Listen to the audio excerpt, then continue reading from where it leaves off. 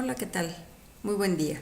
Mi nombre es Gabriela Chávez Gallardo, soy licenciada en Derecho y en esta ocasión tendré el gusto de impartir la materia Delitos en particular para la 12ª generación en el plantel Tláhuac los sábados de 16 a 18:30 horas.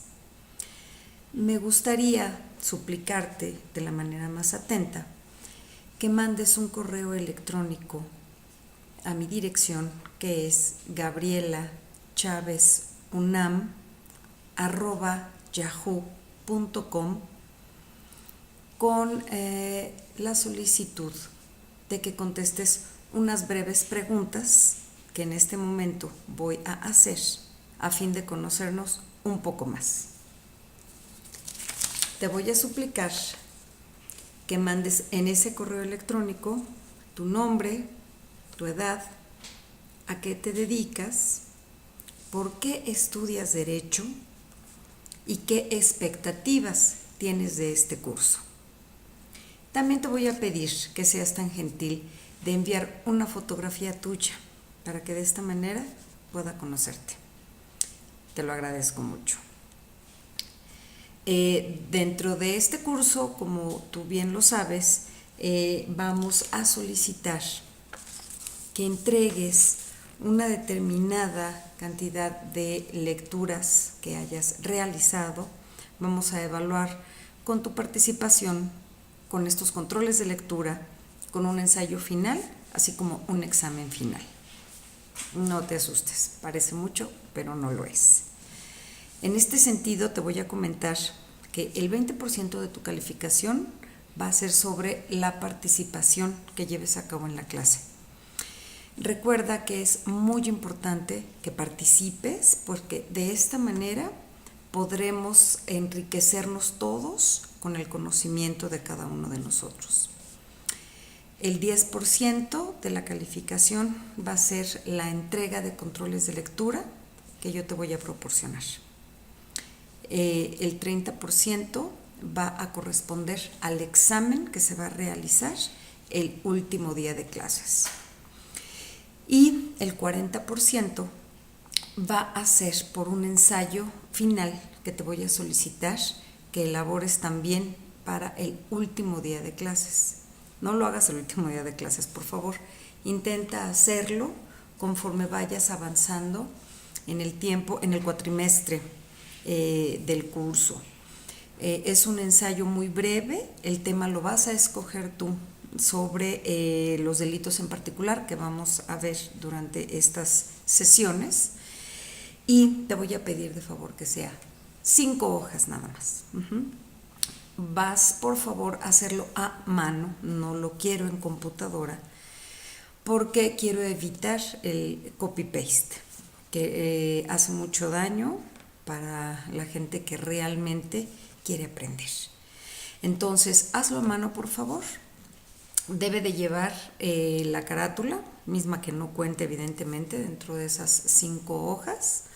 Va a llevar tu nombre, la carátula, la generación, el nombre de tu servidora, la materia, y te voy a pedir de favor también que le pongas una fotografía tuya para saber quién está mandando ese ensayo. Debe de llevar este breve ensayo que te estoy solicitando una introducción, el desarrollo o cuerpo del trabajo, conclusiones y la bibliografía que utilizaste para llevar a cabo este ensayo. Recuerda que el ensayo es una opinión acerca de un determinado tema. Para poder opinar necesitas tener conocimiento.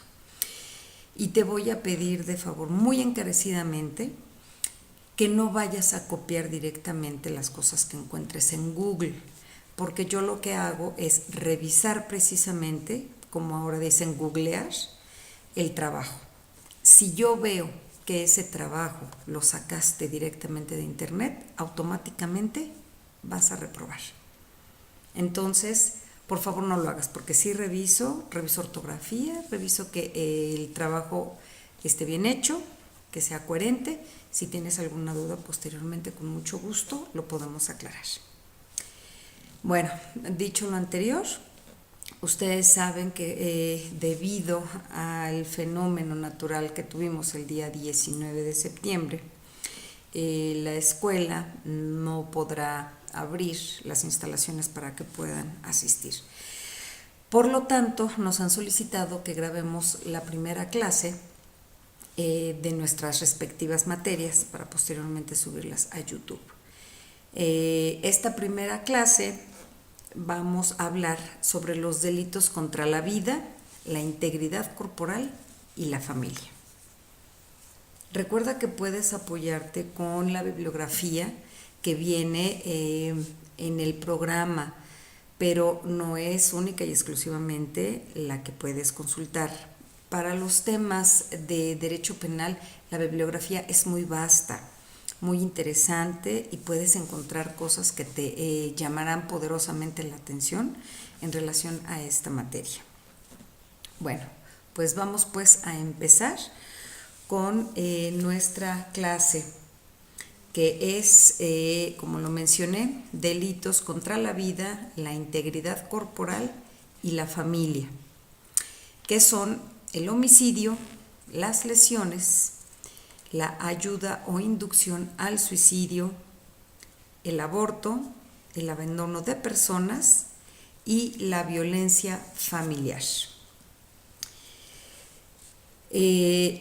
Justamente estos tres bienes jurídicos fundamentales, como son la vida, la integridad corporal y la familia, revisten un interés muy especial para el derecho penal, dado que sin la vida pues no existe prácticamente nada y por lo tanto no habría necesidad ni razón siquiera de pensar en poder legislar o determinar alguna otra cosa en ese sentido.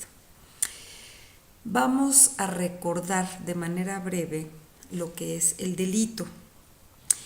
El delito es todo acto humano voluntario que se adecúa al presupuesto jurídico de una ley penal. Recuerda que para que se pueda considerar justamente como un delito, debe encuadrar perfectamente bien en el presupuesto jurídico que está estableciendo la norma. El libro de Amuchategui, Graciela Amuchategui, puede darte mucha luz. Es un libro que está muy bien explicado.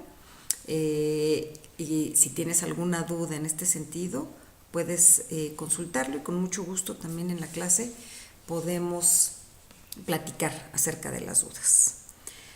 Nuestro Código Penal Federal, en su título primero, capítulo 1, artículo 7, nos dice que el delito es el acto u omisión que sancionan las leyes penales.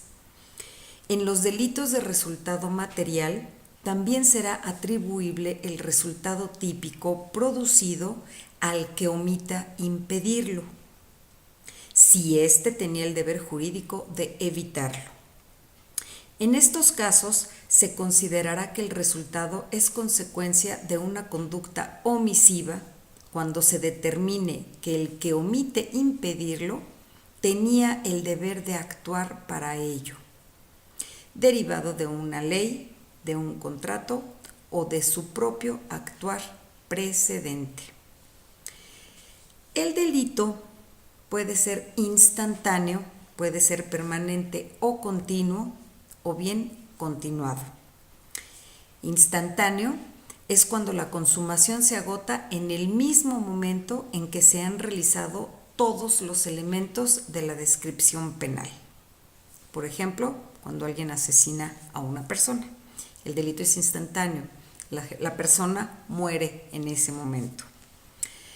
Permanente o continuo, cuando la consumación se prolonga en el tiempo. Continuado, cuando una unidad de propósito delictivo, pluralidad de conductas y unidad de sujeto pasivo, se viola el mismo precepto legal.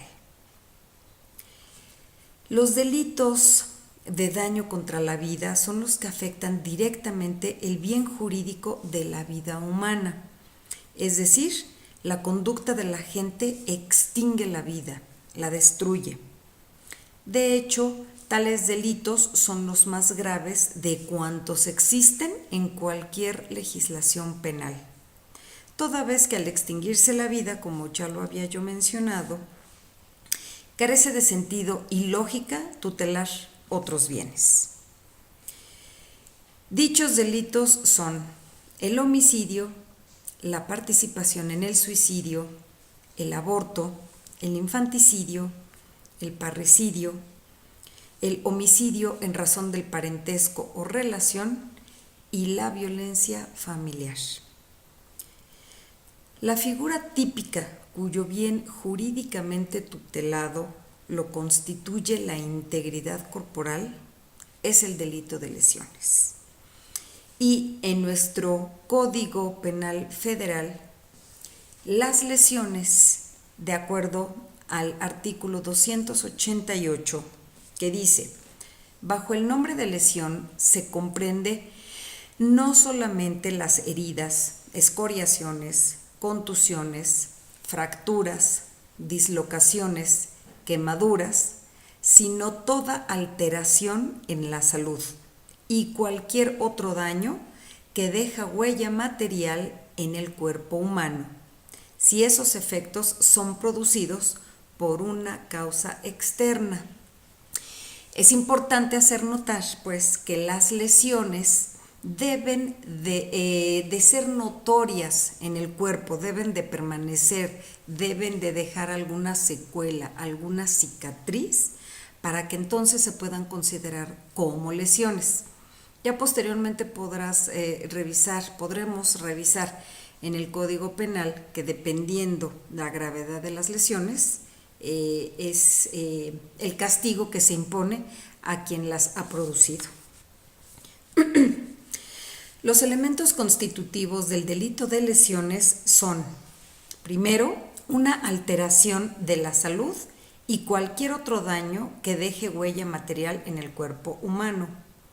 Y dos, que esos efectos sean producidos por una causa externa, imputable a un hombre a título de dolo o culpa, ¿sí? Es muy importante que consideres precisamente cuáles son los elementos constitutivos de cada uno de estos delitos que vamos a estar viendo durante todo este cuatrimestre.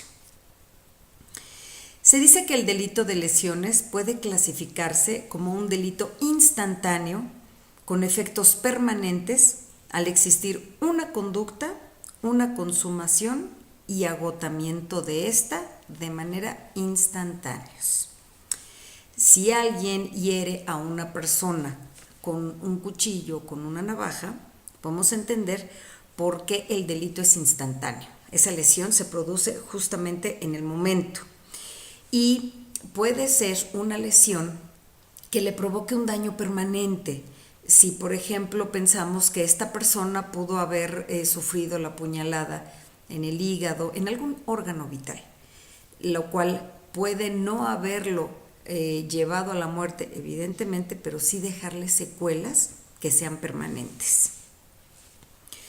Cuando la ley menciona toda alteración de salud, se refiere al daño funcional, y cuando menciona las heridas, escoriaciones, contusiones, etcétera, y cualquier daño que deje huella material en el cuerpo humano, se está refiriendo a un daño anatómico, o dicho de otra manera, a una afectación corporal. Tanto el daño anatómico como el funcional deben tener una causa externa, por supuesto, proveniente de un hombre.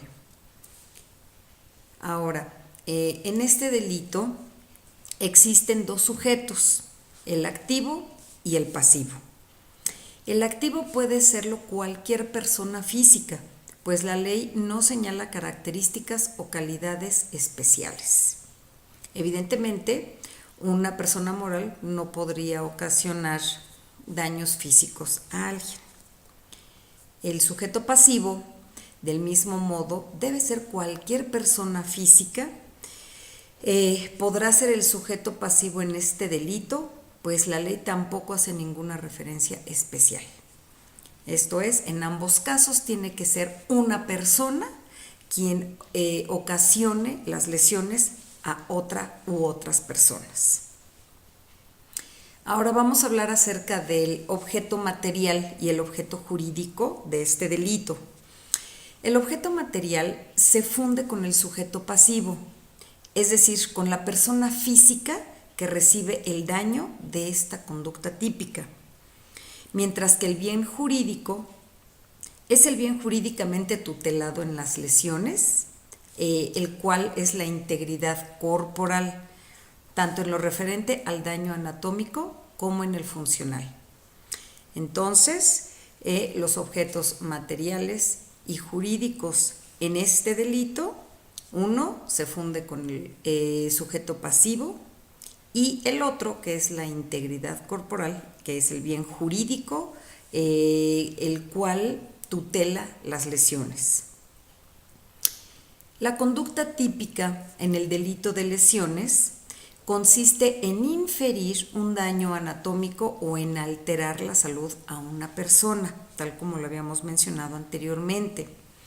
Las formas y medios de ejecución no están expresas en ningún medio o en ninguna ley, mejor dicho, o en alguna forma especial en la cual se deban de causar esas lesiones. La ley no lo especifica, habla de manera general sobre las lesiones, sin especificar, sin ser específica, el cómo se debería, por así decirlo, infringir una lesión para que pudiera estar considerada como tal por la ley. Así se entiende que puede ser cualquier forma o medio empleado siempre que resulte idóneo. Es decir, si el sujeto activo va a infligir un daño a una persona, a este sujeto pasivo, evidentemente es que debe de resultar lo que esta persona estaba deseando, es decir, infligirle una herida a ese sujeto pasivo para que entonces pueda ser considerada como una lesión. En relación a la tipicidad, la conducta concreta que se presenta en la realidad debe encuadrar perfectamente en el tipo legal, tal como lo habíamos comentado al principio de esta grabación.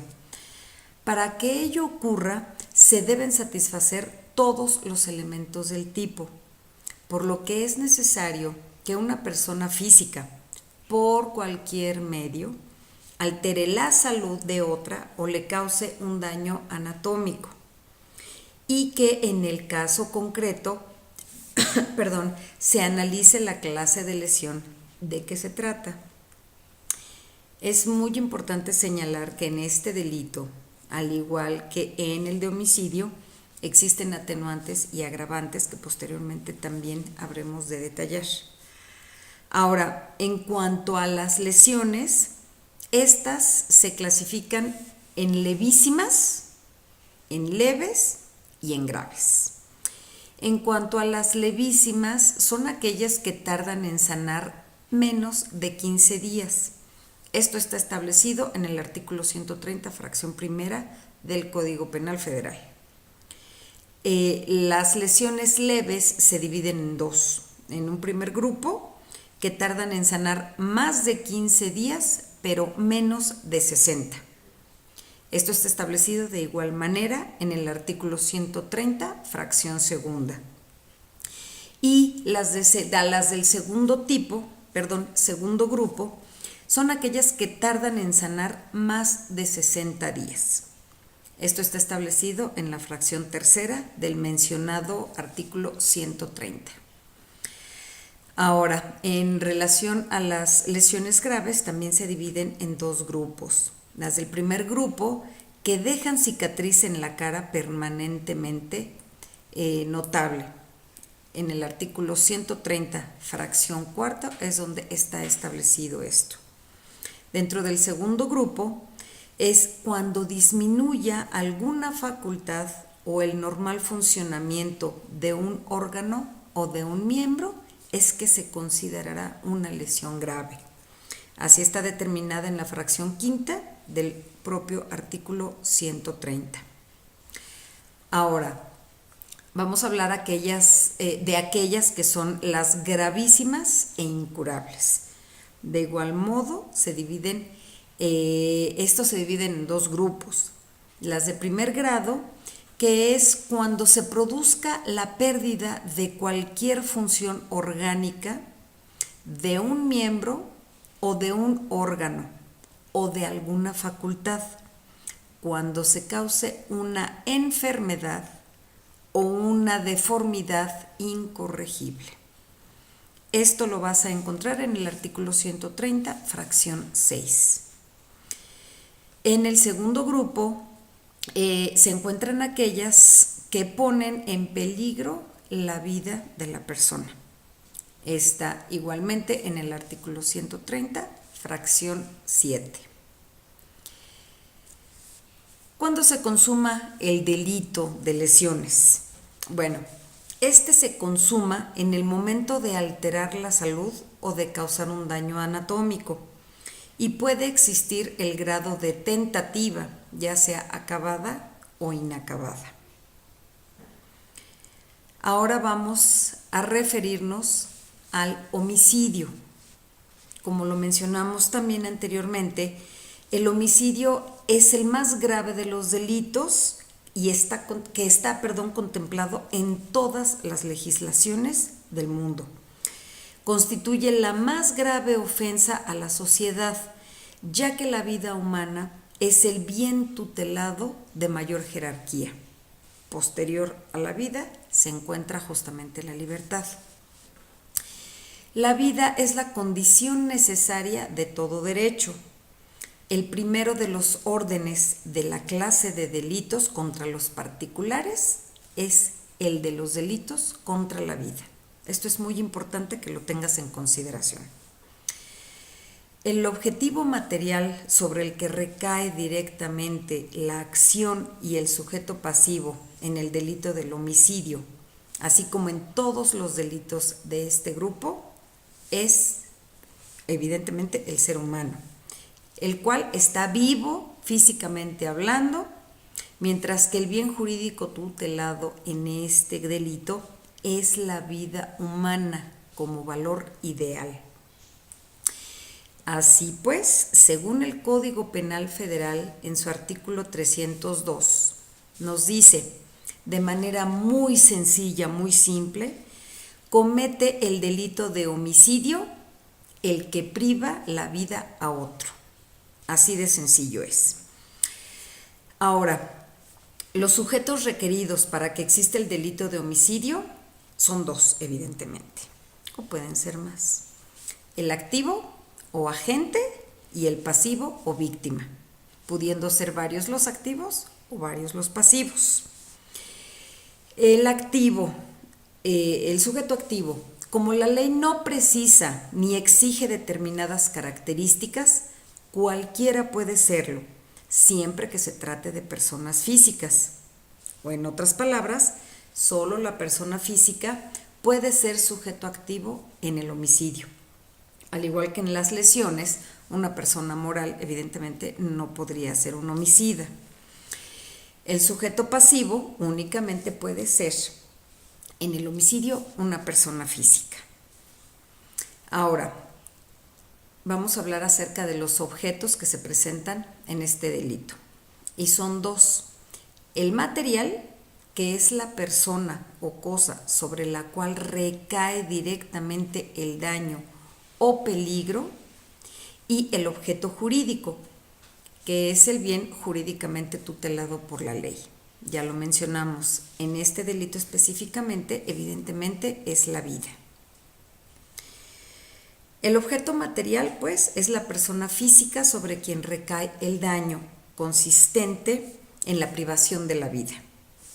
En este caso coincide el objeto material con el sujeto pasivo, mientras que el jurídico es el bien jurídicamente tutelado por la ley, que en el caso del homicidio, como ya lo comentamos, lo constituye la vida humana. La conducta típica en este delito es justamente privar de la vida, es el núcleo del tipo. Ahora, en cuanto a las formas y medios de ejecución, en el caso del homicidio, la ley no exige ninguna forma o medio especial, de modo que puede cometerse por cualquier medio, siempre que sea idóneo para causar la muerte de alguien, evidentemente igual que en las lesiones. Se puede hablar de varios tipos de homicidio. Por ejemplo, sobre el homicidio culposo, encontré que Ricardo Núñez habla que en el homicidio culposo está ausente el ánimo del autor, cualquier voluntad directa, indirecta o eventual de matar o dañar a un tercero. La imputación del hecho no se funda aquí en la voluntad de dañar en alguna medida a la persona ajena, sino en alguna de las formas de culpa admitidas por la ley. El homicidio culposo es la muerte no querida de un hombre, que se verifica como consecuencia de una conducta negligente, imprudente o inexperta, o también por inobservancia de leyes, reglamentos, órdenes o disposiciones. El ejemplo más común: una persona que sale en su vehículo y al ir transitando por alguna calle, sin así desearlo, sin así haberlo pensado siquiera, por alguna negligencia, por no haber respetado el semáforo en rojo, atropella a una persona y la mata, ¿sí? Justamente este es el homicidio culposo. Él no quería hacerlo, sin embargo, se cometió el delito. Encuadra, como lo habíamos mencionado, en lo que la ley está tipificando para que sea un delito. Entonces, evidentemente va a tener una sanción que será menor al homicidio con alevosía, que maneja nuestro código. Ahora pues vamos a hablar justamente acerca del homicidio con alevosía, el cual el Código Penal dice que la alevosía consiste en sorprender a alguien de improviso o empleando acechanza u otro medio que no le dé lugar a defenderse ni a evitar el mal que se le quiere hacer. Aquí se presentan tres formas de manifestación externa de la alevosía. La primera es sorprender intencionalmente a alguien de improviso. Es un ataque insospechado y súbito, por lo común en el acecho caracterizado como obrar sobre seguro, ¿sí? Si tú vas caminando en la calle y repentinamente una persona llega por detrás tuyo y con un arma te dispara en la cabeza, bueno, esta persona actuó con alevosía, te sorprendió intencionalmente para poder conseguir que fallecieras en ese acto. La segunda emplea acechanza, es decir, existe presencia del sujeto activo y ocultamiento de medios. La persona va a ir caminando con el arma escondida, va a estar acechando, va a estar esperando el momento oportuno para poder, como lo mencionamos en el ejemplo anterior, disparar en la cabeza. Y empleando cualquier otro medio que no le dé al ofendido lugar a defenderse, ¿sí? Podemos observar, sí, como lo mencionamos, si vas caminando, no tienes idea que alguien detrás de ti te está acechando, te está vigilando, saca un arma y te dispara, bueno, puedes ver cómo estas formas de manifestación externa de la alevosía se presentan en este caso. Ahora vamos a hablar sobre el homicidio con ventaja. El Código Penal Federal, en su artículo 316, en lo que refiere a la calificativa de ventaja, establece que hay ventaja, número 1, cuando el delincuente es superior en fuerza física al ofendido y éste no se haya armado. Número 2, cuando es superior por las armas que emplea, por su mayor destreza en el manejo de ellas o por el número de los que lo acompañan. Tercero, cuando se vale de algún medio que debilita la defensa del ofendido. Cuarto, cuando éste se halla inerme o caído y aquel armado o de pie. En el quinto, el activo sea un hombre superior en fuerza física y el pasivo una mujer o persona menor de 18 años. Sexto, el homicidio y las lesiones se ocasionan en situaciones de violencia familiar. Que bueno, terriblemente podemos ver que esto se incrementa día a día. Y en el séptimo, que exista una situación de vulnerabilidad motivada por la condición física, mental o por discriminación. La ventaja no se tomará en consideración en los 3 primeros casos si el que la tiene obrase en defensa legítima, ni en el cuarto si el que se haya armado o de pie fuera el agredido y además hubiere corrido peligro de su vida por no aprovechar esta circunstancia. Ahora vamos a hablar acerca del delito de la ayuda o inducción al suicidio. Este es un tema muy nuevo en nuestro país. Es un tema que, al igual que el aborto, revierte muchos factores de carácter moral, de carácter religioso, que invitan a la reflexión muy profunda, muy estudiada, muy seria acerca de estos delitos, del por qué se tipifican como tales y en qué momentos podrían o pueden no ser calificados como delitos. En la ayuda o inducción al suicidio, la voluntad anticipada es la decisión que toma una persona de ser sometida o no a medios, tratamientos o procedimientos médicos que pretendan prolongar su vida cuando se encuentre en una etapa terminal y por razones médicas sea imposible mantenerla de forma natural, protegiendo en todo momento la dignidad de la persona. La voluntad anticipada favorece la atención paliativa y los cuidados al final de la vida. El énfasis está en el acompañamiento del paciente durante esta etapa de su vida. No prolonga ni acorta la vida, respeta el momento natural de la muerte. Como muchos sabemos, sea por experiencia propia, por alguna persona cercana o algún conocido, cuando están en una etapa terminal, por ejemplo por un cáncer, sufren dolores extremadamente severos.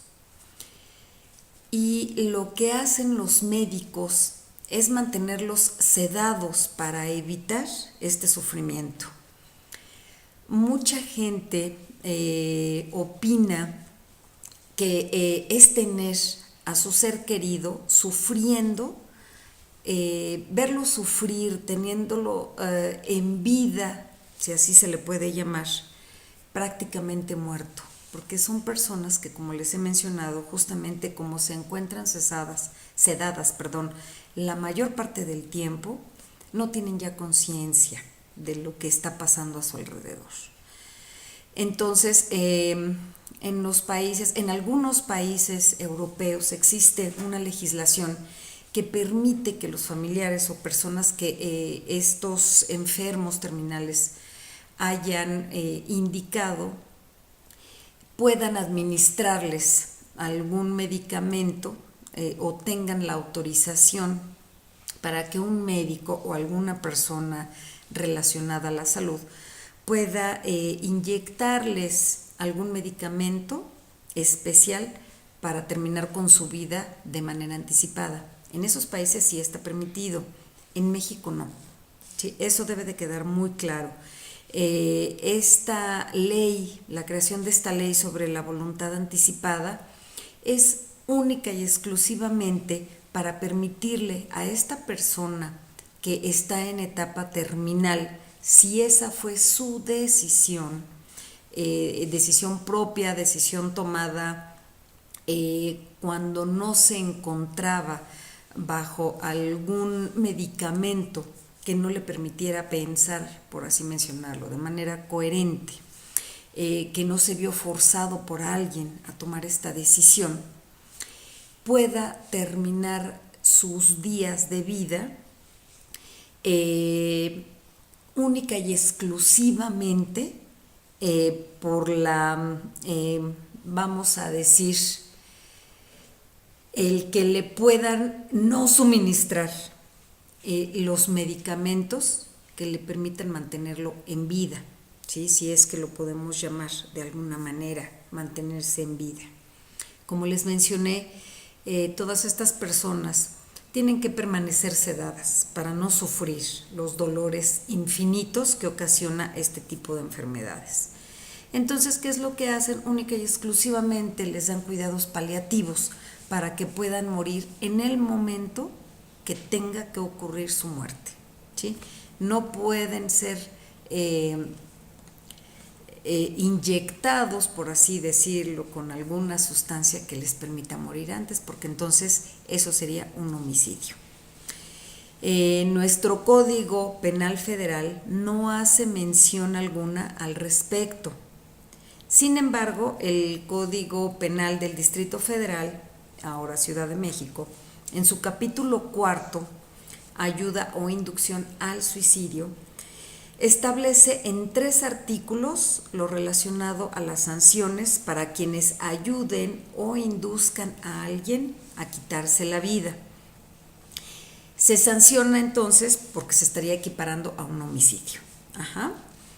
El 7 de enero de 2008 se publica en la Gaceta Oficial del Distrito Federal, hoy Ciudad de México, la Ley de Voluntad Anticipada para el Distrito Federal, que en su artículo 2 menciona que la aplicación de las disposiciones establecidas en la presente ley son relativas a la voluntad anticipada de las personas en materia de ortotanasia y no permiten ni facultan bajo ninguna circunstancia la realización de conductas que tengan como consecuencia el acortamiento intencional de la vida. Recuerden, son únicamente cuidados paliativos que le permitan concluir con su vida en el momento en el que así deba de ser, en el momento en el que naturalmente se dé este hecho.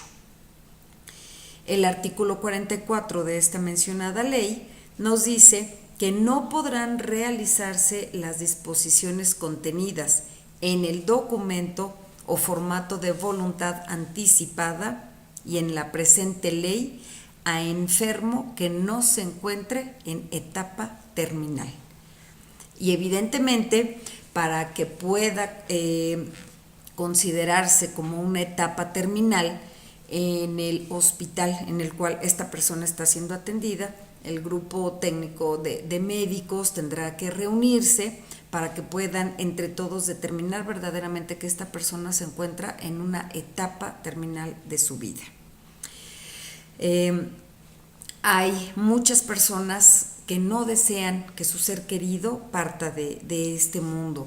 Sin embargo, el hecho de estarle aplicando medicamentos que en algunas ocasiones o en muchas de las ocasiones son medicamentos que están en etapas experimentales, es muy penoso y muy doloroso y costoso en muchos términos para aquella persona que está sufriendo la enfermedad.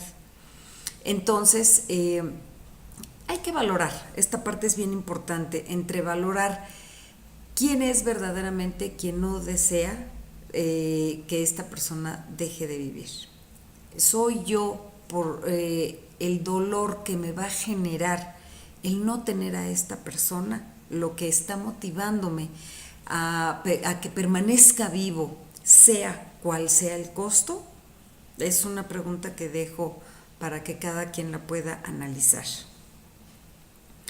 Vamos a hablar ahora acerca del aborto, que también este es un tema verdaderamente espinoso y que tiene muchos matices. La ideología está cubierto de una ideología, o está ideologizado y politizado de una manera impresionante. Entonces, tenemos que ser muy serios, tenemos que ser muy críticos a la hora de analizar este delito también.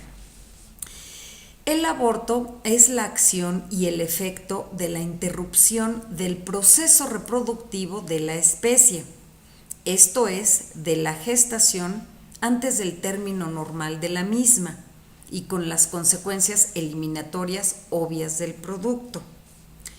El Código Penal Federal, en su artículo 329, nos dice que aborto es la muerte del producto de la concepción en cualquier momento de la preñez, ¿sí? Esto es, puede considerarse como un aborto desde el momento en el que el médico determina que una mujer está embarazada. Mientras que el Código de Procedimientos del Distrito Federal, en su artículo 144, menciona que el aborto es la interrupción del embarazo después de la 12ª semana de gestación. Para los efectos de este código, el embarazo es la parte del proceso de la reproducción humana que comienza con la implantación del embrión en el endometrio. Podemos observar cómo en el artículo 144 del Código del Distrito Federal está mucho más específico lo que es el embarazo, porque de esta manera determina el legislador a partir de cuándo podría considerarse o no como un aborto. Esa es la razón, esa es la causa por la cual se encuentra de esta manera especificado, no así en el Código Penal Federal, el cual menciona de manera general que es la muerte del producto de la concepción en cualquier momento de la preñez. Ahora, la Ley General de Salud, publicada en el Diario Oficial de la Federación el día 7 de febrero de 1984, define en su artículo 314, para efecto de este título, se entiende por, número 1, células germinales, a las células reproductoras masculinas y femeninas capaces de dar origen a un embrión. En su fracción octava nos dice que un embrión es el producto de la concepción a partir de esta y hasta el término de la 12ª semana gestacional.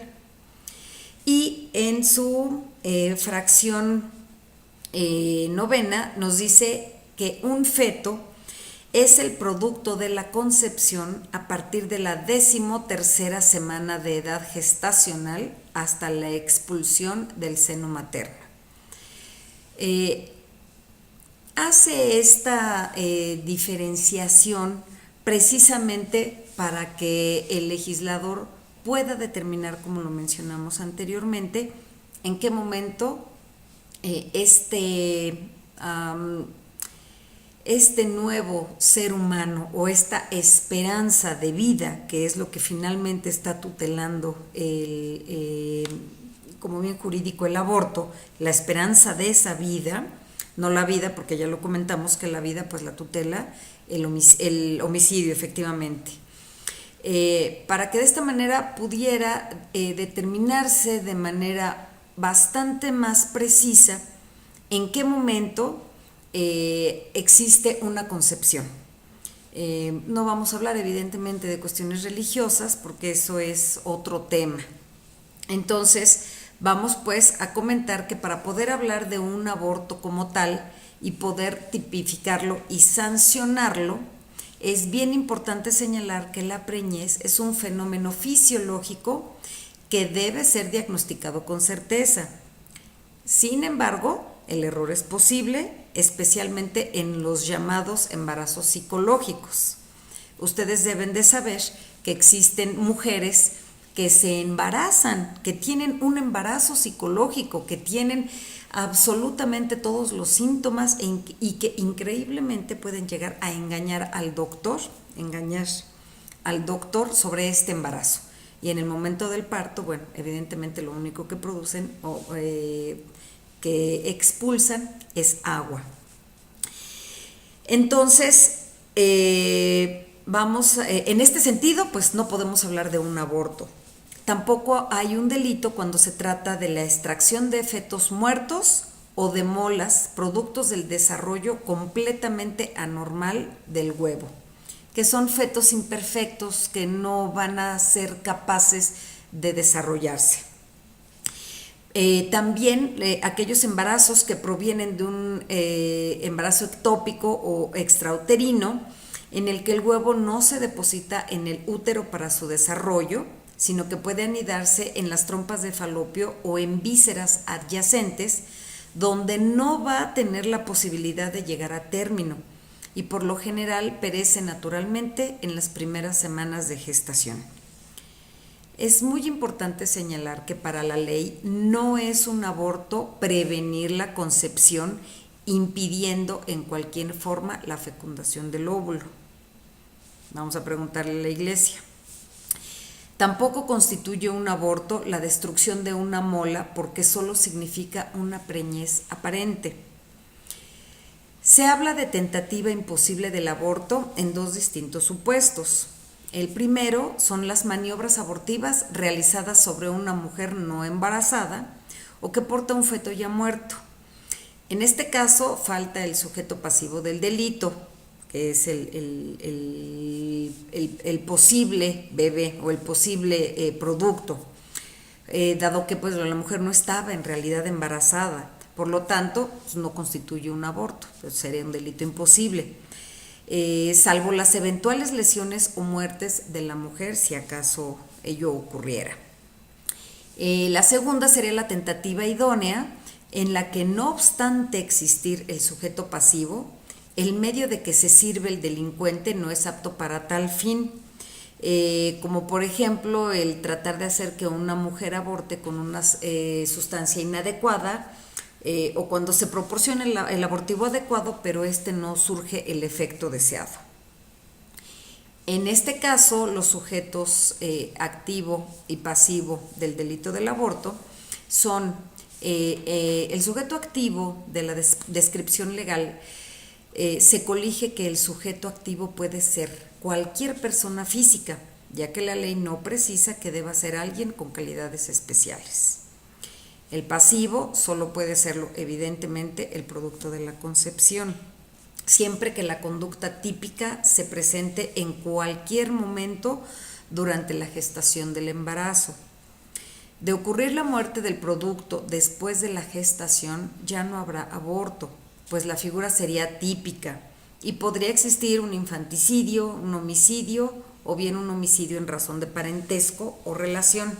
Depende obviamente del sujeto activo y de otras modalidades.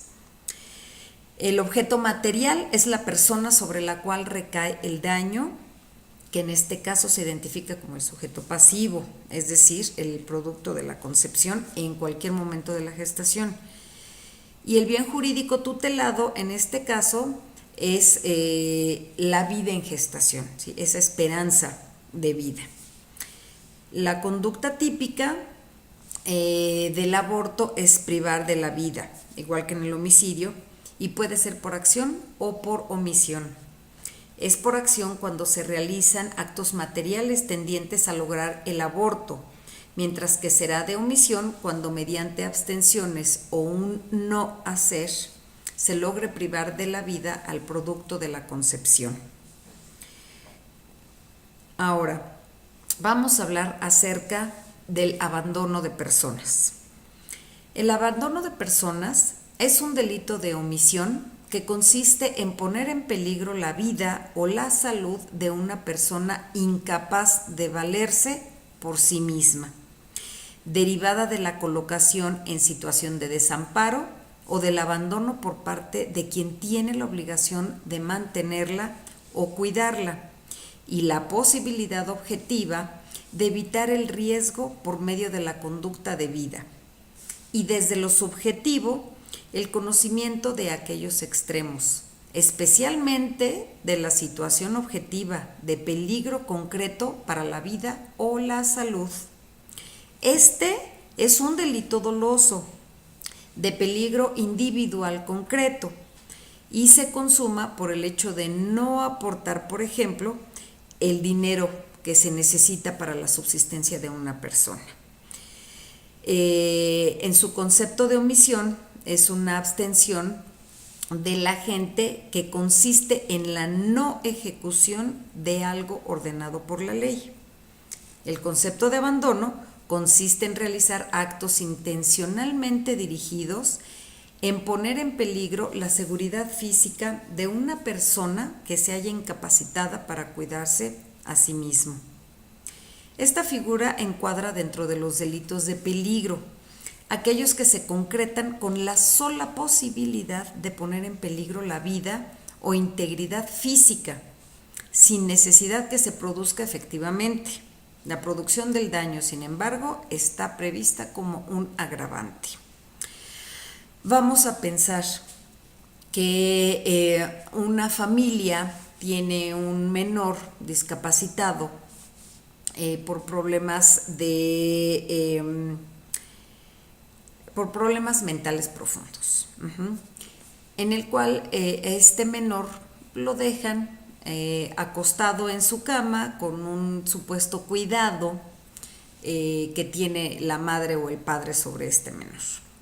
Sin embargo, resulta ser que repentinamente suelen salir de paseo, pueden ir al cine o van al súper, etcétera, y no le proporcionan los cuidados debidos a ese pequeño, por ejemplo, al dejar abierta una ventana. Puede ser que este menor, por el hecho de estar cerca de esa ventana abierta, pueda tener una enfermedad respiratoria que acabará llevándole a la muerte. Es una irresponsabilidad de los padres. Precisamente por esto se habla de que es un delito de peligro. Este delito comprende dos comportamientos: la exposición al peligro y el abandono en peligro, que es el ejemplo que les mencioné. En ambos casos, a un menor de edad o a una persona mayor incapaz de valerse por sí misma, con la condición de que se encuentre bajo la protección o cuidado de alguien. Para la consumación de este delito no basta con la comprobación de que no se han hecho las cosas adecuadamente, que han sido descuidados o negligentes, que no sobrepasan el límite de la culpa, pues esta figura no admite la forma culposa de la comisión. El dolo, directo o eventual, que exige el abandono de personas, no se puede presumir, sino que debe acreditarse mediante elementos de juicio probatorios que sean idóneos y que hagan surgir sin duda razonable la existencia del mismo, es decir, del dolo. Ahora, ¿cuál es la diferencia entre abandono de personas y homicidio por omisión? El homicidio por omisión se diferencia del abandono de personas por el riesgo que existe en la conducta. Cuando el riesgo está totalmente definido, habrá homicidio. Por ejemplo, si la madre no alimenta a su bebé, bueno, evidentemente el riesgo es claro, es concreto y es cierto que el bebé se va a morir de hambre. Deja de haber un abandono y pasa a haber un homicidio por omisión, cuando el autor retira su protección, cuando el peligro de muerte ya es del todo concreto y directo, cuando ya hay un riesgo específico de homicidio. Si por el contrario, al momento del abandono, el riesgo es indefinido y remoto, entonces está frente a un abandono de personas. Vamos ahora a hablar acerca de la violencia familiar. Se puede decir que la violencia familiar es un cáncer que ataca a la célula principal de la misma sociedad, que es la propia familia, y que va destruyendo de manera paulatina esta estructura que le da forma a una nación, a un país en su conjunto. Por eso no es considerada como cosa menor y se tipifica como un delito, dada la afectación tan grave que llega consigo y la repercusión que genera hacia afuera del propio seno familiar y que repercute en la sociedad en su conjunto de diversas maneras. Y su castigo, bueno, evidentemente atiende a un reclamo social, justamente a las innumerables conductas de violencia que se producen dentro de muchas familias. No es gratuito el hecho de ver tanta gente que vive en condición de calle. Es gente que justamente en no todas las ocasiones, evidentemente, pero sí en muchas de ellas, porque el maltrato familiar es tan grande que prefieren vivir en las calles. Y bueno, ustedes pueden darse cuenta cuál es la repercusión que tiene, en este caso muy, muy específico que estoy mencionando, la violencia familiar. Sin embargo, esta problemática no se va a solucionar únicamente con un castigo, pues de esta manera únicamente estamos atacando la forma, no estamos atacando el fondo. ¿Sí? Recuerden que estos delitos son de una problemática muy específica, son multifactoriales finalmente, entonces el castigarlos única y exclusivamente ataca la forma, no está atacando el fondo, ¿sí? Y el fondo se encuentra justamente en la familia, ¿sí? Esto es algo que debemos de considerar, que debemos de tener y de prestarle mucha atención para que nosotros podamos entender en dónde están partiendo los problemas tan graves que tenemos en la actualidad. Así pues, el artículo 343 bis del Código Penal Federal menciona que comete el delito de violencia familiar quien lleve a cabo actos o conductas de dominio, control o agresión física, psicológica, patrimonial o económica a alguna persona con la que se encuentre o haya estado unida por vínculo matrimonial, de parentesco por consanguineidad, afinidad civil, concubinato o una relación de pareja dentro o fuera del domicilio familiar.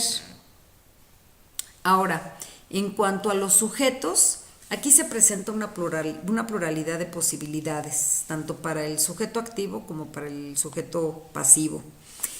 Pues el sujeto activo puede ser el cónyuge, la concubina, concubinario, un pariente consanguíneo en línea recta, ascendente o descendente, sin limitaciones de grado, un pariente colateral consanguíneo o afín hasta el 4º grado, un adoptante, un adoptado o una persona que tenga relación de pareja. Esto así lo establece el Código Penal del Distrito Federal. El sujeto activo o a contrario sensu puede ser el cónyuge, la concubina, concubinario, pariente consanguíneo en línea recta, ascendente o descendente, sin límite de grado, pariente colateral o afín hasta el 4º grado, adoptante, adoptado, persona que tenga relación de pareja y el incapaz sobre el que se es tutor o curador. El objeto material es el sujeto pasivo, mientras que el jurídico serían la vida y la integridad corporal. En lo que corresponde a la conducta, formas y medios de ejecución, se puede decir que la conducta típica consiste en el uso de la fuerza física o moral en forma reiterada. La violencia física o psicoemocional por acción u omisión. La omisión grave u omitir el uso de los medios anteriores. Una u otra que de manera reiterada se ejerce contra un miembro de la familia, por otro integrante de la misma, contra sus integridades físicas, psicológicas o ambas. Es importante hacer notar que la primera hipótesis de conducta típica, que es el uso de la fuerza física, puede producir el delito de lesiones o de homicidio, un daño físico psicológico también.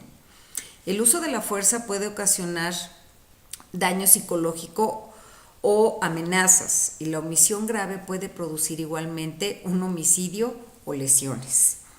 Pero en un momento dado también podría tratarse de abandono del cónyuge, que es el tipo de peligro que lleva precisamente ese nombre, el abandono de cónyuge. Sus formas y medios de ejecución pueden ser lesiones, homicidio, infanticidio y parricidio, aborto, violación, abuso sexual, infidelidad reiterada de uno de los cónyuges o concúbinos, amenazas, abandono del cónyuge, hijos o ambas. Ahora, por lo que toca a la tipicidad, tienen que presentarse todos los elementos típicos que integran este tipo penal: la conducta, uso de la fuerza física o moral u omisión grave. Los sujetos, activo o pasivo antes enunciados, que estos vivan en la misma casa, la casa donde vivan los sujetos, la forma reiterada y que la conducta vaya dirigida hacia las integridades físicas, psíquicas o ambas de la víctima. Con esto vamos a dar por concluido o por concluida la clase, esta primera clase. Voy a solicitarte de tarea, por favor, que hagas un cuadro sinóptico. De la misma manera te pido que lo hagas a mano, en la cual vas a determinar la clasificación de los delitos. Va a ser entonces de estos delitos que acabamos de hablar en la clase, que fueron, los repito con mucho gusto: homicidio, lesiones, ayuda o inducción al suicidio, aborto, abandono de personas y violencia familiar. Vas, por favor, a determinar sobre cada uno de estos delitos que hemos mencionado su naturaleza jurídica, los sujetos, la punibilidad, las excusas absolutorias y la forma de persecución. Es algo sencillo, es algo rápido, que puedes ubicarlo en los libros que vienen determinados en la bibliografía para esta materia. Agradezco mucho tu atención y nos veremos muy pronto frente a frente en la institución. Que tengas un excelente día.